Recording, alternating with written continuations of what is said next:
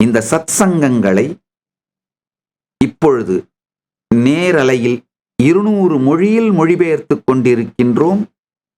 160 நாடுகளிலிருந்து 160 நாடுகளில் இருக்கும் 1200 கைலாசங்களில் இருந்து மக்கள் இப்பொழுது இந்த சத்சங்கங்களை கேட்டுக்கொண்டிருக்கிறார்கள். மொழிபெயர்ப்பு வாயிலாய் கேட்பவர்கள் எல்லோருக்கும் இது ஞான மருந்து. செந்தமிழிலே கேட்டுக்கொண்டிருக்கும் தமிழர்களுக்கு மட்டுமே இது ஞான விருந்து. எந்நாட்டுக்கும் இறைவன், ஆனால் தென்னாட்டுக்கு உடையவன்.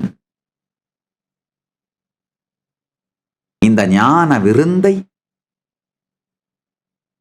இழந்து விடாமல், துளியும் சிதறிவிடாமல் முழுமையாய் உள்வாங்குங்கள். புராணம் அப்படிங்கிற வார்த்தையை புரிந்து கொள்ளுங்கள். நம்முடைய சாஸ்திரங்கள், இந்து மதம், சனாதன இந்து தர்மம் கடல் அளவு சாஸ்திரங்கள் உடையது. ஒரு சின்ன வேண்டுகோள் இந்துக்கள் அனைவருக்கும், இந்து மத தலைவர்கள்,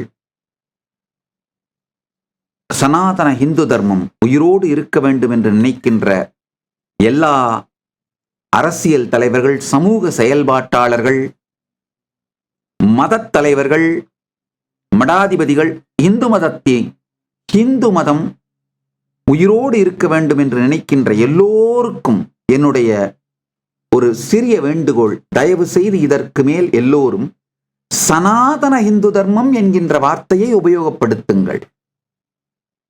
வெறும் ஹிந்துங்கிற வார்த்தையை உபயோகப்படுத்தினீங்கன்னா மேலை நாடு முழுக்க ஒரு பொய்யை கட்டமைத்து வைத்திருக்கிறார்கள். இந்துங்கிற வார்த்தை நம்ம சாஸ்திரத்துல இல்லைன்னு சொல்லி, அது பொய்.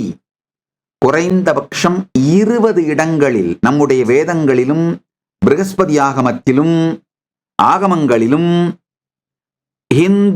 இந்துஸ்தானம் என்கின்ற வார்த்தை உபயோகப்படுத்தப்படுவதை ஏற்கனவே நான் விளக்கமாக மேற்கோளோடு காட்டி நிரூபித்து விட்டேன்.